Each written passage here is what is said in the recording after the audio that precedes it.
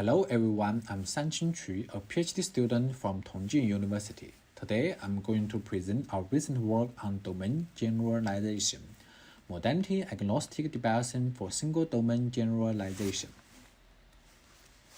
As we know, deep neural networks usually fail to generalize well to outside of distribution data due to the inherent shortcut learning phenomenon. The shortcut learning making DNNs trained with SGD often count on the simplest features, that is, domain-specific features, but ignoring those domain-generalized semantic features, finally resulting in unintended decision rules. To address this issue, domain generalization and especially recently proposed single-domain generalization has become a promising technique. Single-domain generalization is an extreme case in domain generalization, in which DNNs are trained with single-source domain data and then required to generalize well to multiple unseen target domains. Existing single-domain generalization methods commonly devise various data augmentation algorithms, making them be only applicable to one specific modality, like images.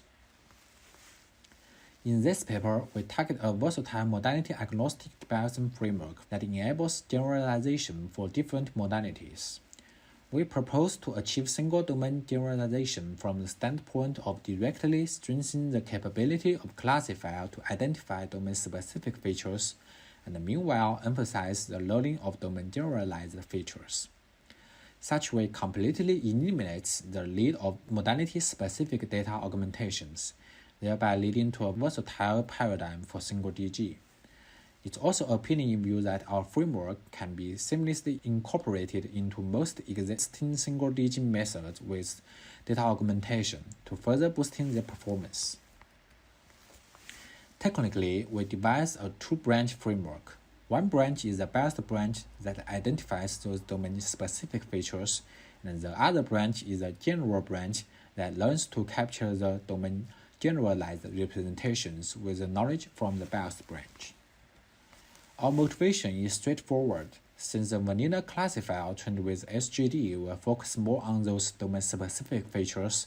The weight of the trained classifier can be considered as an indicator of those features. Besides, considering that there commonly exist multiple factors that contribute to domain-specific features, motivating us to design a biased branch with a multi-hit cooperated classifier. It's worth noting that we apply the cooperation cross-entropy loss to learn this branch, given that domain-specific features do not represent truly semantics. Based on the biased branch, we have an indicator to those domain-specific features. A follow-up question is how to suppress features in favor of focusing more on those domain-generalized features.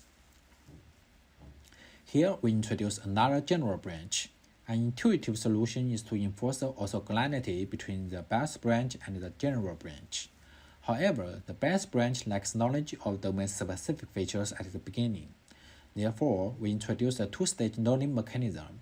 At the first stage, we only learn the biased branch, and then at the second stage, we optimize the biased branch and the general branch together.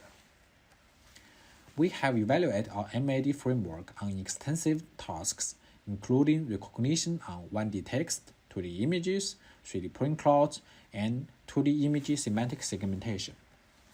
Here are the results on 1D text and 2D images recognition. We can see that MAD can consistently boost existing data augmentation methods. Experiments on point clouds show that existing data augmentation methods on 2D images do not work well on 3D point clouds. Some representative methods, mixed-style and DSU, even are inferior to ERM. We speculate that this may be the result of the different types of domain shifts, which typically lie in geometry difference in point clouds rather than texture and style difference in 2D images.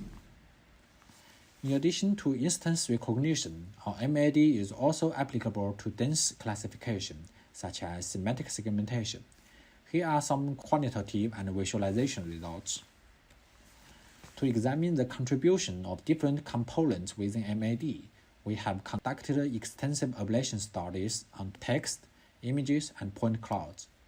Results show that both the multi-hit classifier design and our two-stage learning mechanism are beneficial for learning domain generalized features.